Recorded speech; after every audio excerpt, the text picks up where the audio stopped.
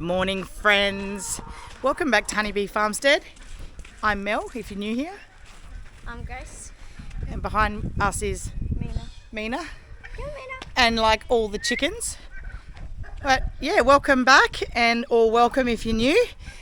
Today, it's we've had our first rains of the season. So we're all feeling really energized and fantastic. All the animals and humans alike are loving it. So what we're going to do, it's nice and cool today and there's some cloud cover. Brock's up with us for the weekend. A few of you have asked actually where Brock's been because you didn't see him in many of our recent videos. He's actually got an apprenticeship in Perth. So he's living down in Perth and so he comes up and visits us on the weekends. And so I've been working flat out at my other job.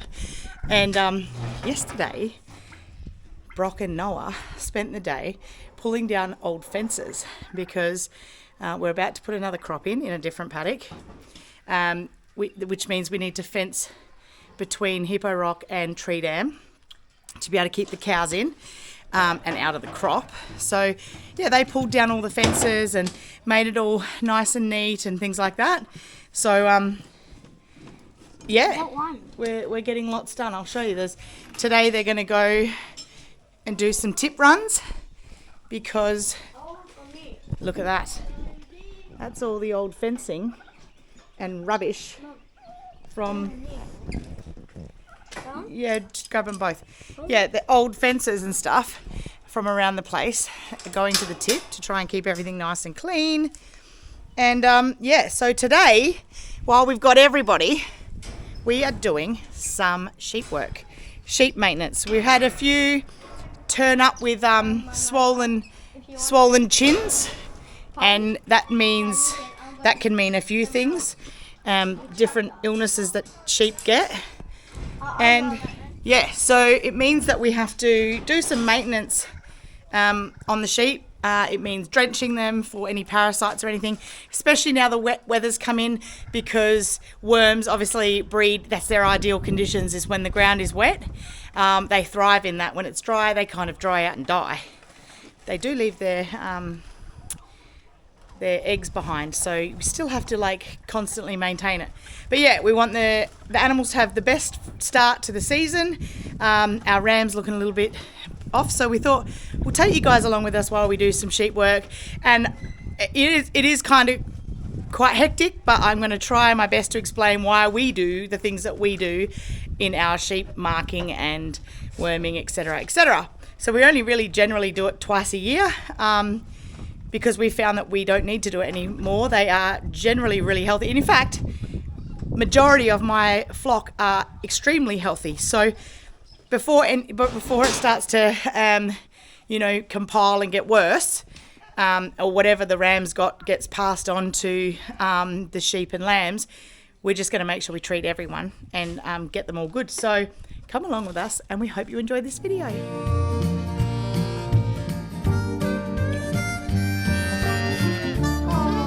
She thinks you're her baby too.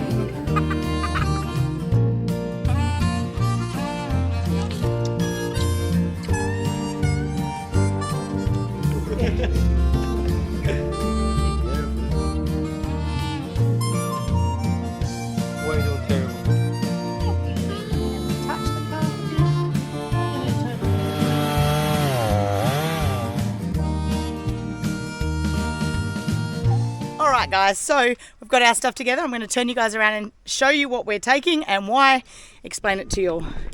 While you've got them in, you may as well do everything at once. So we have the illustrators, which are just a little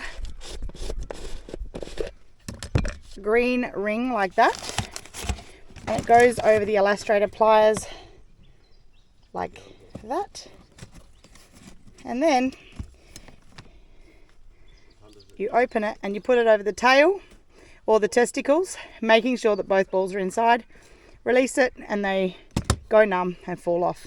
So that's for the males. We don't keep any males for rams because we don't know who's mum, and we've still got her in the flock, so we don't want any crossbreeding. We get a new ram every couple of years. So illustrators on balls and tails. You generally don't need it on tails for Dorpers and Damaras that are shedding variety because they don't get muckies, but we like to have them all neat and uniform. This is mostly for like merinos and wooled animals, so they don't get dags and stuff around their back end, which causes maggots and then fly blown, and yeah, so that's why we've had them in the past, but we still do it. It's a bit of a habit, I guess.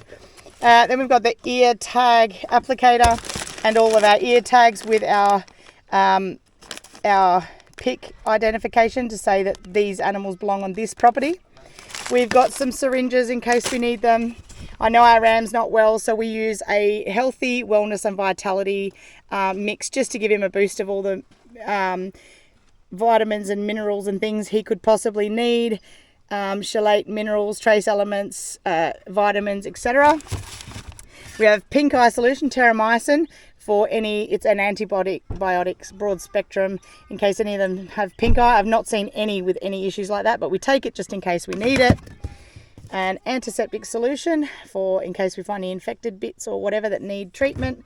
This is also an antibiotic, antiseptic, and a pain relief. So if we find any major injuries that need treating, we can also put that on. I don't think we'll need that. Nobody looks injured, but we take it just in case. It's better to have it and not need it. Then we have our syringe. We've had to rewrite the lines back on. This is ivermectin. So it's a type of drench. So this one here is a vitamin E solution. It's definitely for when it's been dry for so long and they haven't been able to get any green grasses. It helps to just boost them up and keep them healthy. So we use a drench of that for them all. That's the rest of the ivermectin, and this is the drench we'll be using. So it treats all the different types of worms. It's the most common one. We're not planning on doing any butchering at any point soon because we've just done it all. So it does say a withholding period somewhere here. That's your withholding period and stuff like that but these are all the different worms that it treats. So it's a broad spectrum. So you will find if you are getting sheep, especially if they're older and they've been producing for a long time, this is the most common one. So they can become drench resistant, and then it's good to use a clear solution like straight ivermectin. So for example, this is going to be used for our ram because he's got what looks like potentially lumpy jaw. Not lumpy jaw, sorry, that's for cattle. What has he got? Yeah, he's got like swelling in the jaw and that. I'll look that up and tell you guys what it is when we're down there. But it's a particular sheep one. So that's what's going to be used for the ram because he's probably resistant to this because he's a little bit older. So yeah, that's all the things we're going to be using today, or potentially using. We might not use all of it, but that's what we take down. We may as well have it all there in case we need it. There's also... We take a nice sharp pair of scissors in case any of their feet are really bad and they need trimming. So we use things called panthers. They cut steel. They're great. So you need to go get those. Grab the panthers, babe. Oh, yeah. In case we need to trim feet. And then that's it. We've got everything that we could possibly need. And if anyone is super unwell there, and I haven't seen any, then we bring them home, put them in a quarantine yard, and we take care of them and feed them heaps and try and get them well and then put them back with the flock. So let's get into it. The clever thing that Alex did this morning was to feed them out right near where we're going to be doing the drenching, so that when we want to pull them into the yards, they're right close to us. The yards are right there.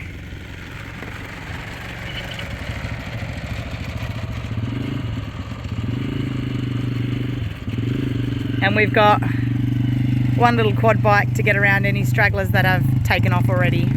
And I can see, if you look way back there, there's a couple over there. So we are going to have to pull them in. You ready? Yep. Good boy, Jetson. Good boy, Jetson.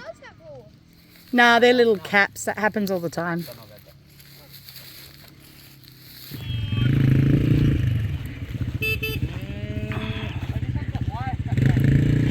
That's why we're doing it.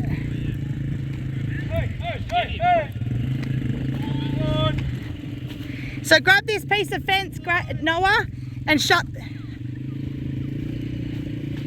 Jump on the back of the bike with Grace.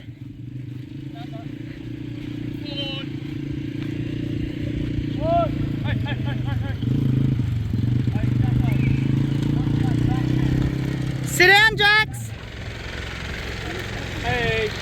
Watch him on the fence, Noah.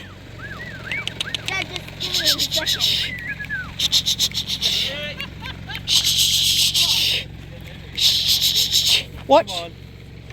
Gracie, watch. Hey, hey, hey, hey. Come on. Come on. Come on. I should know this because I've watched a lot of my parents. Yeah. Hey, hey. Come on. Come on. Sit still, Jaxie.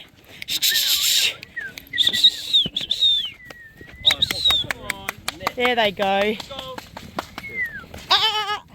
That's it. Oh, come on. Here we go. Up, up. That's why we're getting them in. That's the sick one, eh?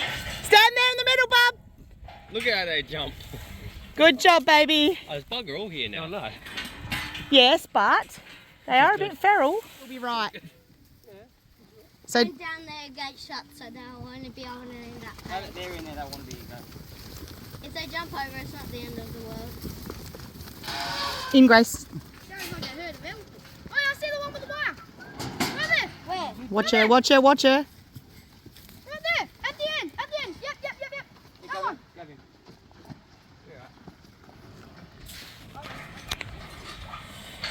Oh, let's get her out first, yeah? Wait, is this a boy? No. Start with him. Start with him. Start with him. This is Oro, eh? Let me see. What was that wrapped around her? That's why we need to keep cleaning up the paddocks. Because we bought this place and it was terrible.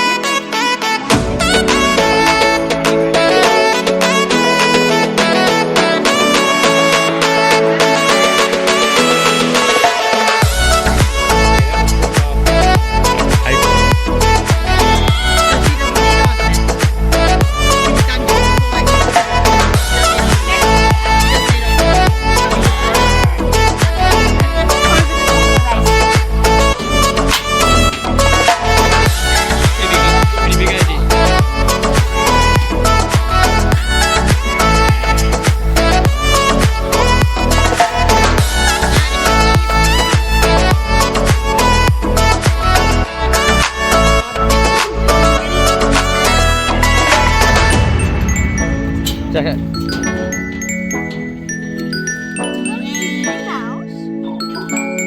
Thank you. Hey, Mina.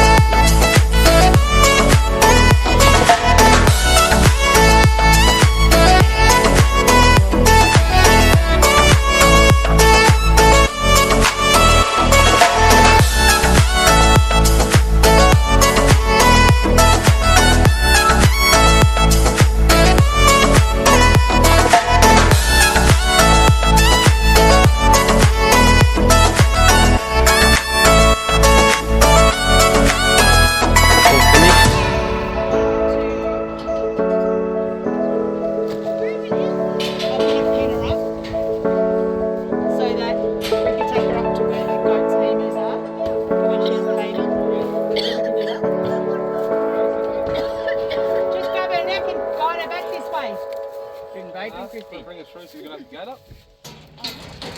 There you go. How was that? We finished in, what did Brock say? 76 minutes. So just over an hour. 72? 72 minutes. So just over an hour. And everyone's had vitamins, minerals. Thanks, buddy. Worming, feet trimmed, tags, rings on their balls and tails. And they're all done for another probably 6 months. Which is great because now it's about to be green season. We also got the chance to sit our female alpaca down and feel her baby moving. So we know that the baby's not far off. We've caught her and we're going to put her in with the goats and emus. So she's up by the house and we can keep an eye on her because she lost her last baby to what we suspect is a fox. We know it definitely was some sort of predator because we found the baby was like something had tried to pull it through the fence. So we don't want that to happen again this time. What we've decided we're going to do is let her raise the baby for a couple of weeks and then we're going to probably hand raise it or keep it really close so that we can look after it because they're not real good at looking after their babies, these guys. And then we've decided we are not going to keep alpacas because they're pretty freaking useless as a guardian animal in our experience. And Mina does a really good job. I mean, not now, because she's in sleep mode after all that sheep work. But she does a really good job of guarding everything from foxes, so we don't need the extra mouths to feed if they're fairly well useless. So we're going to have one, whatever the baby is, alpaca, that we'll put in with the flock of sheep, and it will hopefully grow up. That rooster. It'll hopefully grow up as a guardian. If not, it'll just be a cuddle pet. But yeah, I hope you liked that video. If you did, please don't forget to give us a comment, a thumbs up, share it with your friends if you think they might like it. And if you haven't already, please consider subscribing. It really helps us out. But until the next video, thank you so much for joining us. Take care of each other and bye for now.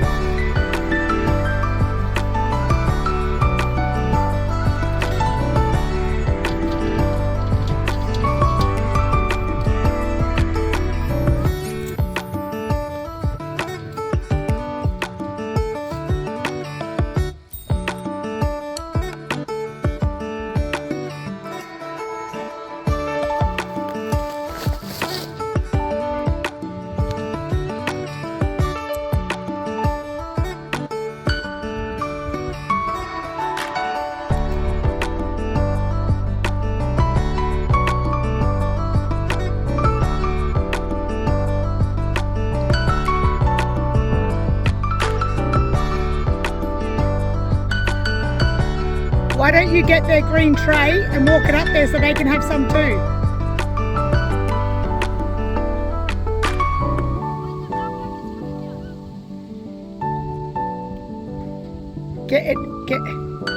Chuck it over the fence, Bubs. Hi, sweetie. Hi, sweetie. Henry, leave him alone. Go get the green tray, babe.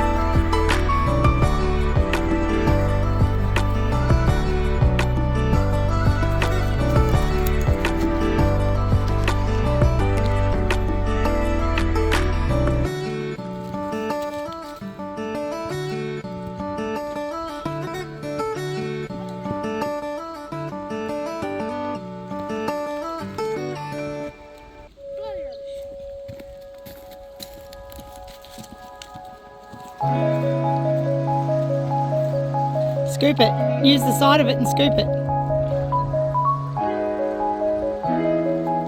Is that him again? He's coming back. It's alright, sweetie. We're going to get you a separate feed. Behind you, Jax.